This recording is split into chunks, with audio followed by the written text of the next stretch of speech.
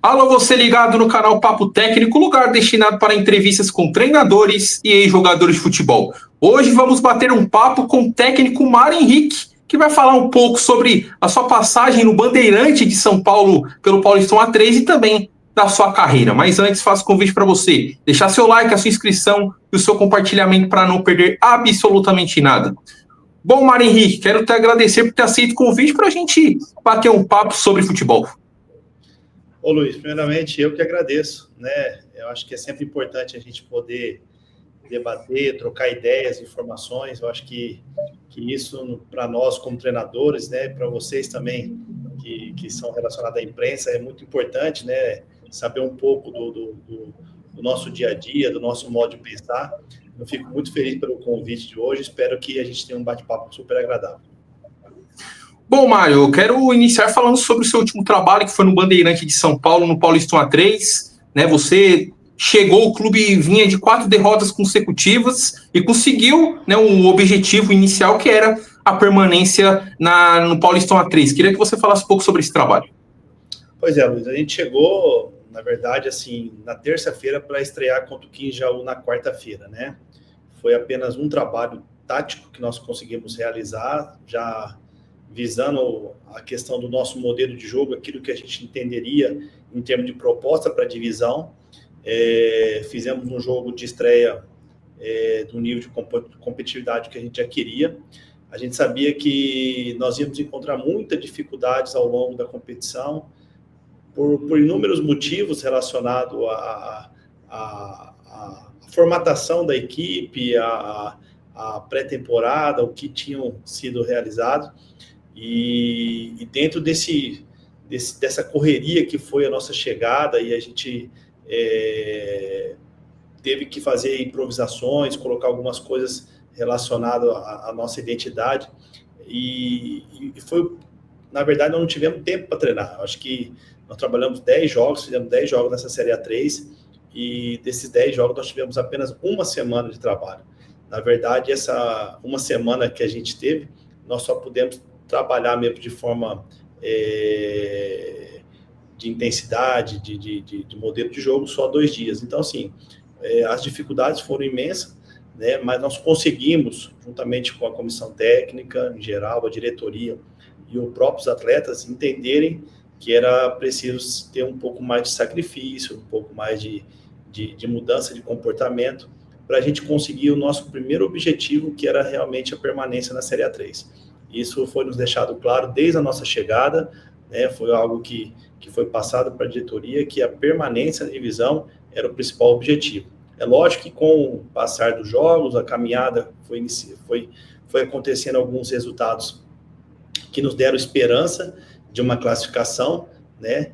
Mas no conteúdo geral a gente conseguiu desenvolver e entregar, né, o Bandeirante na permanência, melhor dizendo, na Série A3, que era o que o nosso presidente tinha como meta, né, que o clube tinha como meta, até porque é um processo que está começando agora o clube, na mão do presidente, doutor André, reformulando, colocando coisas diferentes, pagando dívidas, né, de coisas anteriores. Então, assim, eu acho que o principal objetivo foi alcançado, e foi alcançado com muito êxito, com muito trabalho, envolvendo todos, né?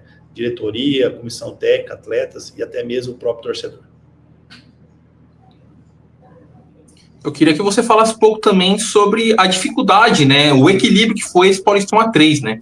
O Bandeirantes, se tivesse conseguido mais algumas vitórias, poderia até ter se classificado para a próxima fase da competição.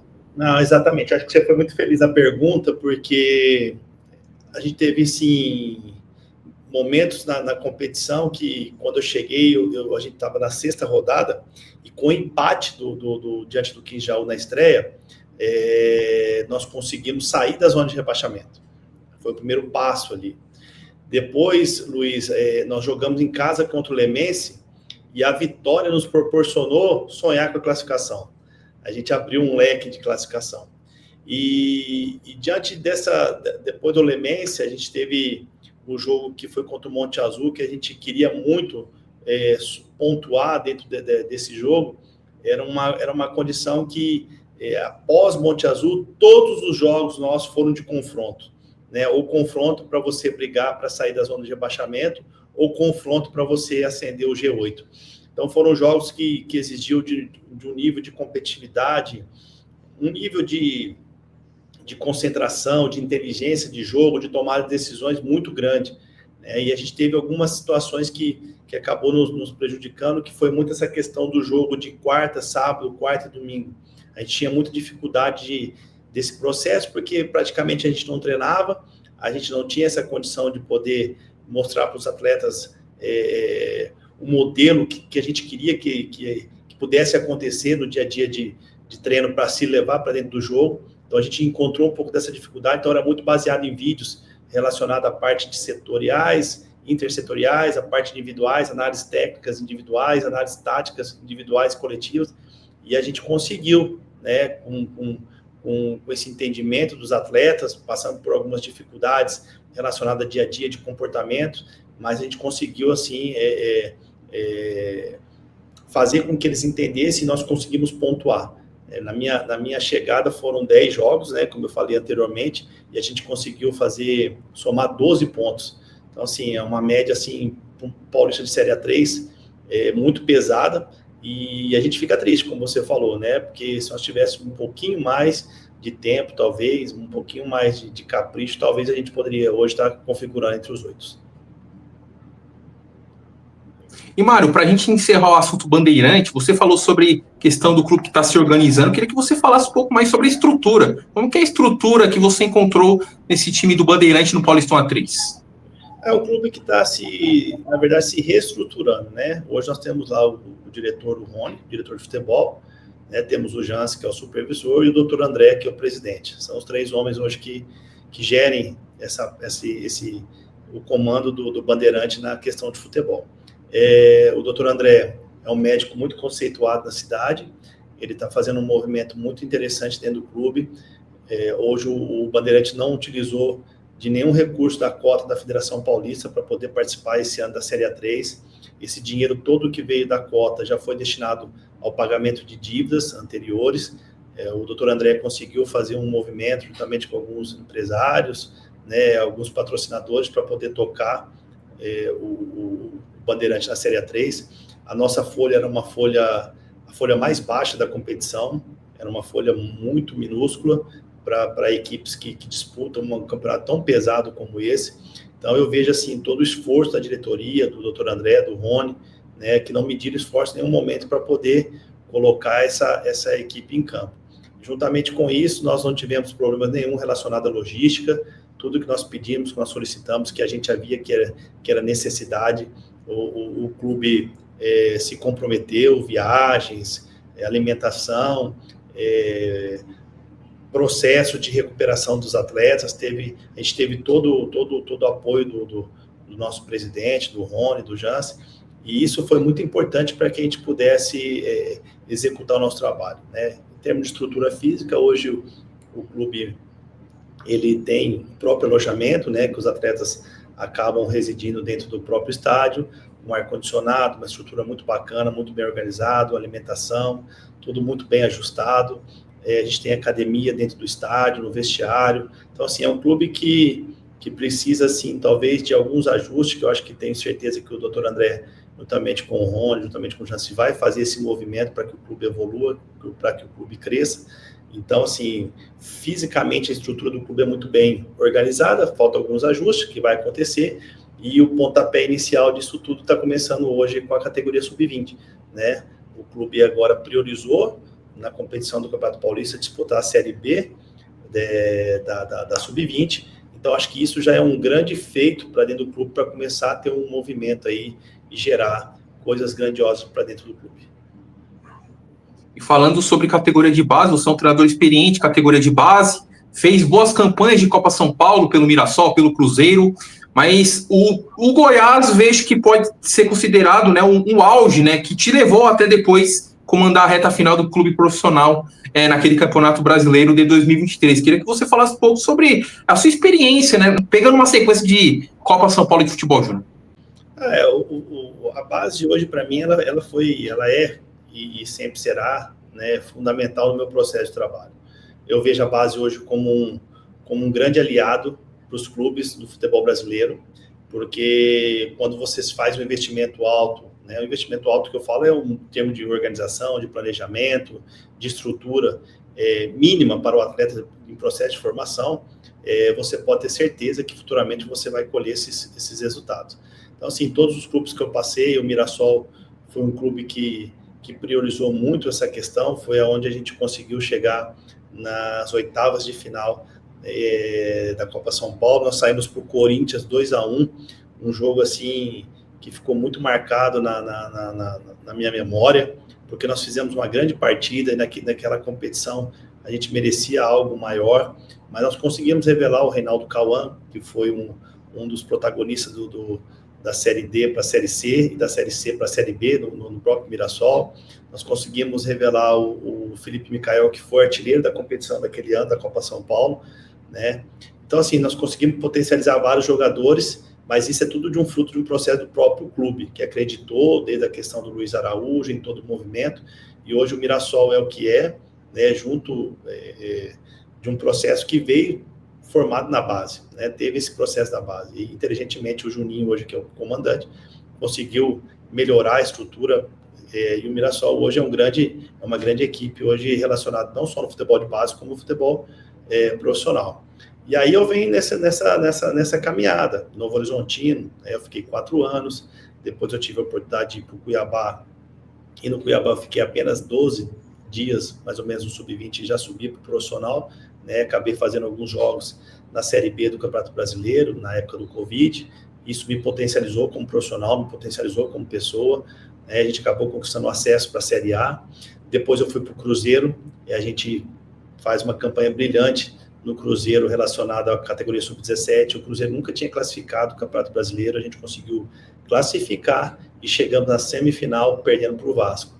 E depois eu assumo o Cruzeiro no sub-20 na Copa São Paulo, e aí era uma equipe totalmente desacreditada, uma equipe que estava naquele processo de transição da compra do Ronaldo, nós não sabíamos como que ia funcionar todo o movimento, e a gente conseguiu colocar esse time nas quartas de final de Copa São Paulo, perdendo 2-1 para o São Paulo, né? São Paulo do Alex, que era uma equipe muito bem organizada, uma equipe muito bem conceituada. Aí o grande finale, como você diz, né, está muito condicionado ao Goiás. Então eu chego no Goiás e eu consigo trazer todo um pouco dessa experiência que eu vivenciei nos outros clubes. E uma grande situação que eu carrego comigo como treinador, algo que eu consigo tirar dos atletas é justamente isso. É que em alguns momentos a gente fica muito preso na formação dos atletas de uma forma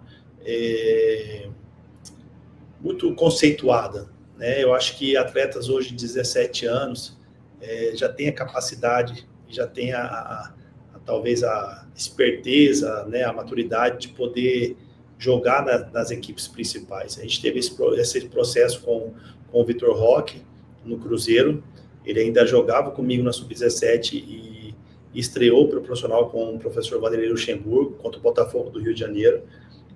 Quantos atletas você vê da equipe do Santos, com 16, 17 anos, já estão estreando na equipe principal. E aí a gente fica muito com aquele... é menino, tem que passar a mão na cabeça, tem que fazer isso, tem que fazer aquilo. Eu já tenho um conceito totalmente contrário, porque eu não me especializei na base para chegar no profissional. Eu iniciei meu processo no profissional e vim para a base. Então, eu trouxe um pouco desse movimento profissional de cobranças, de comportamentos, de agressividades, de responsabilidade, de comprometimento com o trabalho, que acho que foi um dos pilares que conseguiu fazer com que o meu trabalho pudesse surtir efeito, né? Porque senão a gente fica com todo aquele processo, e eu não acho que é errado, tá, Luiz? Vou deixar bem claro, eu não acho que é errado, mas eu acho que tem que ter cobrança, os atletas precisam entender que aquilo ali é um movimento que o clube cria para potencializar os atletas, e é uma via de mão dupla, porque o clube dá e o clube também quer receber.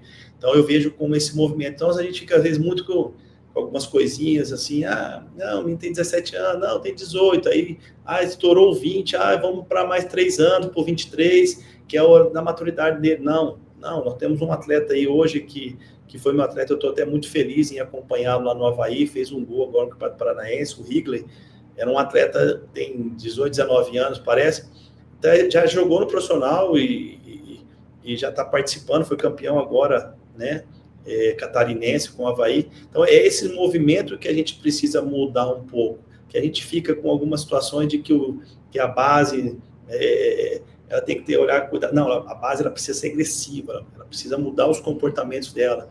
Eu vejo a base como um movimento primordial para os clubes. Eu gosto muito de uma fala do Fábio Matias, que é um grande amigo meu, e ele fala justamente isso, né, que muitas vezes eles pegam os atletas e jogam lá no profissional apenas como sparring, ou fica ali na base, às vezes o atleta não alcança minutagem, não alcança questões relacionadas ao treino, e chega no final da temporada você acaba dispensando o atleta. Então, acho que nós temos que potencializar, sim, os atletas, fazer com que eles cresçam, que eles evoluam, fazer jogo-treino contra a equipe principal, né, colocar eles para fazer jogos contra equipes profissionais de outras divisões, e essa Copa São Paulo, para mim, do Goiás, ela foi marcante, porque ela teve uma pré-temporada curta, eu assumi a equipe dia 2 de dezembro, parece, e uma das coisas que eu priorizei foi um trabalho de força para atletas que não era último ano, o Goiás não era jogadores de último ano, nós tínhamos 2 ou 3 jogadores de último ano, e não era o titular, acho que só tinha apenas um titular, que era o Alan, e os demais eram tudo jogador de primeiro e segundo ano, e a gente priorizou força, a gente priorizou potência, e a grande chave que eu fiz nessa questão da programação foi que nós fizemos 5 jogos amistosos de preparação para a Copa São Paulo, e nós pegamos 5 jogos contra a equipe que ia disputar o Campeonato Goiano da primeira divisão. Foi Anápolis, Goiânia, Iporá. Então, assim, a equipe estava se preparando para jogar o Campeonato Goiano da primeira divisão, e nós conseguimos fazer grandes resultados. Então, acho que isso foi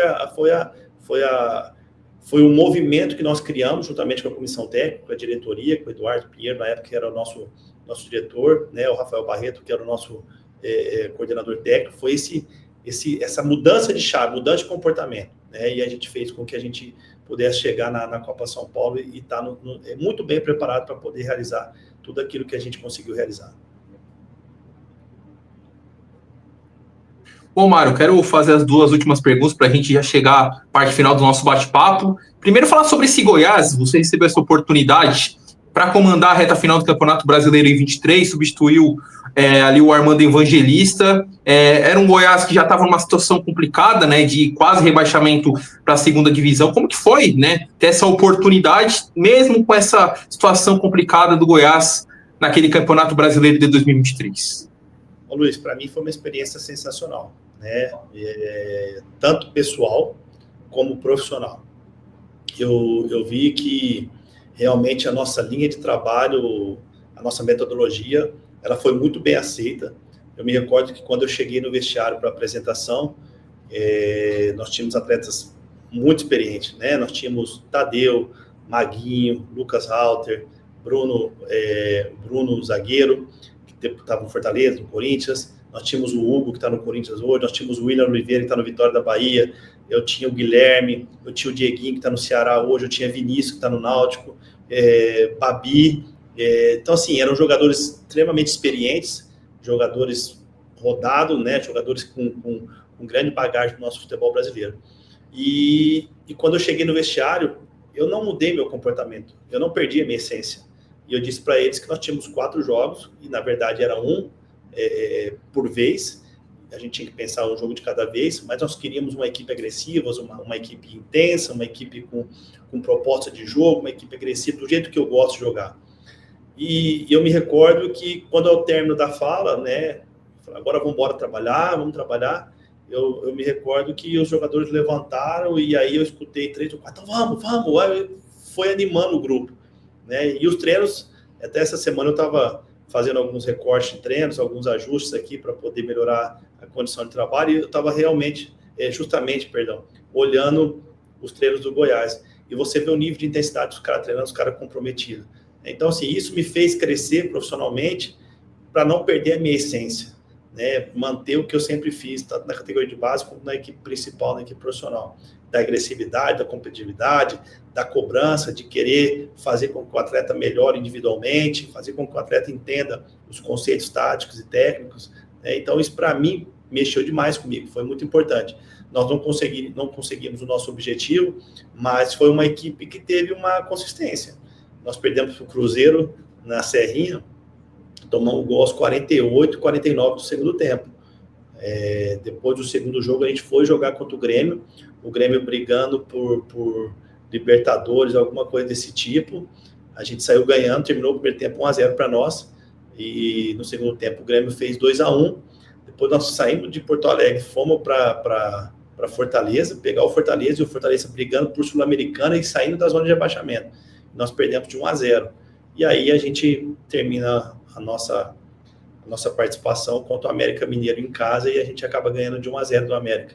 Então, assim, foram jogos equilibrados, jogos difíceis, como são os jogos da Série A, mas que a gente conseguiu colocar muito conceito, que a gente conseguiu colocar muito trabalho, né, muito essa essência do futebol nosso brasileiro, de entendimento, e para mim, assim, foi algo que marcou a minha vida e me fez acreditar cada vez mais na minha característica de trabalho, para não perder a minha essência.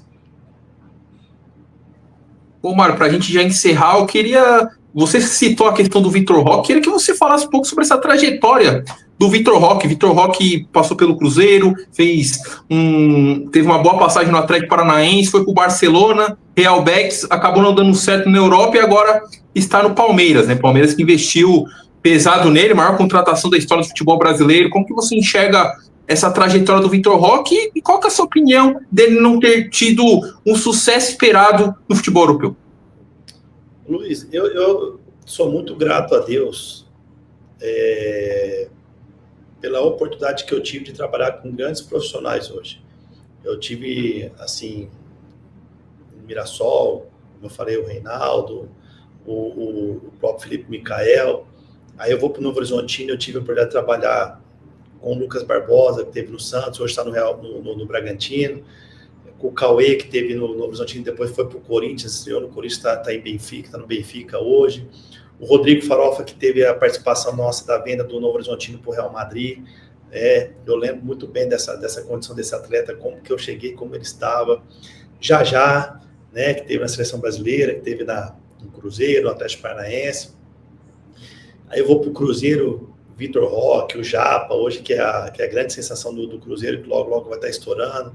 São atletas que a gente conseguiu trabalhar, potencializar. O Estevão, eu tive a oportunidade de trabalhar com o Estevão no Cruzeiro, ele era sub-13, e aí o processo do Cruzeiro muito difícil, ele acabou treinando comigo no sub-17, eu tinha que fazer todo o movimento de trabalho para o Estevão, eu acabava treinando mais que ele, porque eu tive que ficar correndo com ele para o lado, tirar ele daqui para não trombar com o Vitor Roque, para não trombar com o Pedrão, para não bater com o Vitão. Então, assim, a gente teve que fazer uns trabalhos assim, muito legal para poder fazer com que o atleta melhorasse a parte individual dele, que já era uma característica dele, né? E assim, foram coisas que me deixaram muito feliz. Do Goiás, o Sub-20, quando a gente acaba a Copa São Paulo, depois a gente campeão goiano, fazia 3 anos mais ou menos que o Goiás não ganhava o título, sobem 8 atletas para a equipe principal e tem 2 ou 3 atletas agora como titulares. Para mim é gratificante. E o Vitor Roque foi uma grande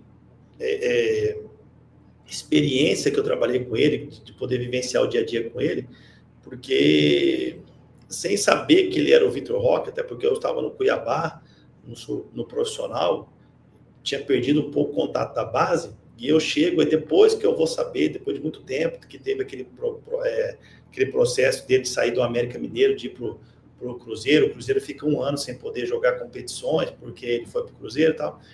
E o Vitor, a gente encontra ele numa condição assim, fora de forma, pesado, e eu trato todos por igual. Eu nem imaginava sobre a questão do Vitor Roque. Eu deixo ele na pré-temporada para iniciar o Campeonato Brasileiro, o Campeonato Mineiro. Ele acaba ficando alguns jogos no banco, ele não entra, e aí a gente vai condicionando ele, o Bruno, preparador físico, foi condicionando, a gente foi fazendo um trabalho com ele.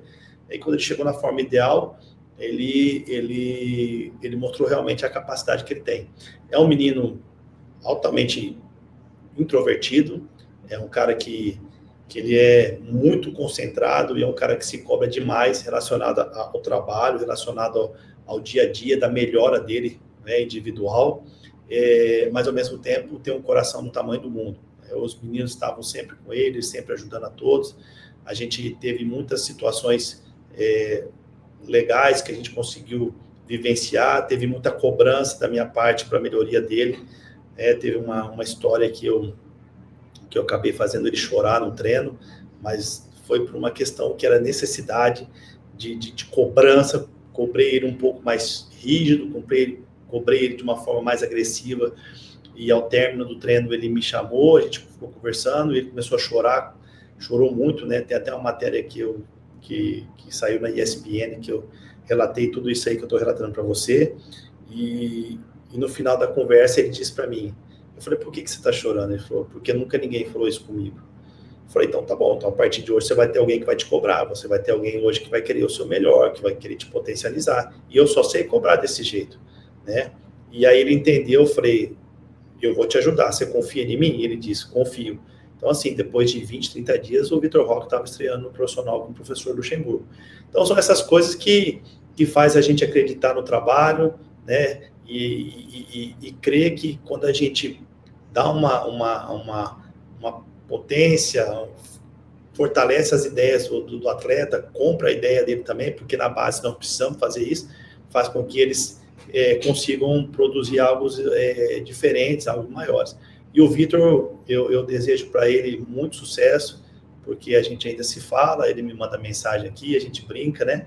Teve até um caso lá no Bandeirante, que eu coloquei para ele, estou precisando de um atacante. Ele respondeu na hora, você me dá 10 e a faixa?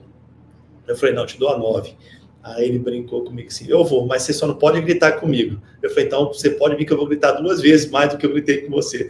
Então, assim, são essas coisas que marcam a vida da gente, porque a gente conseguiu fazer com que ele entendesse o que era para acontecer. E o meu maior intuito, Luiz, é sempre potencializar o atleta como pessoa, porque eu vejo que quando ele está bem como pessoa, ele vira um imã de coisas boas, né? Tudo consegue concentrar coisas boas. Então, eu me preocupo com o atleta nesse âmbito pessoal, de saber de família, de como que a conduta dele, com quem que ele está se relacionando, porque é algo que faz parte da minha missão como treinador, né? Saber como que ele se sente, como que ele está para o treino, se ele entendeu o treino.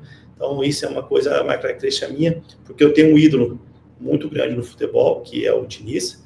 É um cara que eu tenho um carinho muito grande, a gente tem uma amizade muito grande, ele teve a oportunidade de trabalhar com meu pai trabalhou com ele muito tempo, e a gente criou esse vínculo, né? Então, assim, tudo que a gente pode fazer hoje para potencializar e melhorar o atleta é uma característica, é uma missão que eu tenho, meu valor que eu tenho como profissional. E o Vitor, não só o Vitor, como o Estevão, que a gente conversa também, o pai do Estevão, a gente troca muita informação, a gente bate muito papo, e os demais atletas que a gente conseguiu potencializar, isso para mim não tem preço, para mim é uma forma de gratidão a Deus por ter compartilhado experiências únicas com esses atletas. Bom, Mário, eu quero te agradecer por ter aceito bater esse papo, falar um pouco sobre Bandeirante, falar um pouco sobre a sua carreira, falar um pouco sobre Vitor Roque. Desejo para você muito sucesso no seu próximo trabalho, que torço para que seja o mais rápido possível. Ô, Luiz, eu que agradeço, né? Eu acho que é muito importante essa troca de informações, como eu falei anteriormente. Eu acho que isso faz sair da zona do conforto, né? Poder mexer um pouco a cabeça da gente. Muito bacana seu processo aí. Fico muito feliz por ter sido convidado por vocês. Espero ter batido um papo legal, que a gente cresça aí, vai evoluindo cada vez mais. E estamos no aguardo, né? Vamos esperar em Deus, que é o que a gente teme, que a gente acredita, que logo a gente vai estar no mercado aí também, se Deus quiser, fazendo mais um bom trabalho.